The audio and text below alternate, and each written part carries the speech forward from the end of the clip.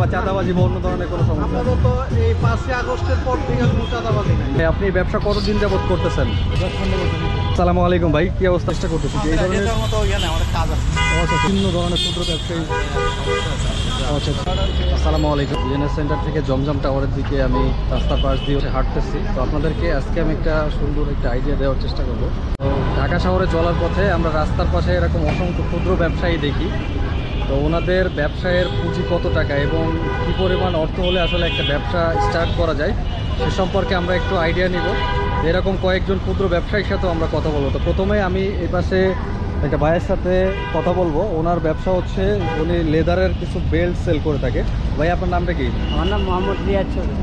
আচ্ছা ভাই, আপনি ব্যবসা কতদিন ধরে করতেছেন? ব্যবসা করে একটা 4 বছর ধরে। শুরু করার সময় আসলে কত টাকা নিয়ে শুরু করেছিলেন? মিনিমাম তোমার 12,000 টাকা। 12,000 টাকা দিয়ে ব্যবসা স্টার্ট করা যায় না? করতেছেন, এটা দিয়ে তো আপনি আপনার ফ্যামিলিকে পরিচালনা করতেছেন, তাই তো?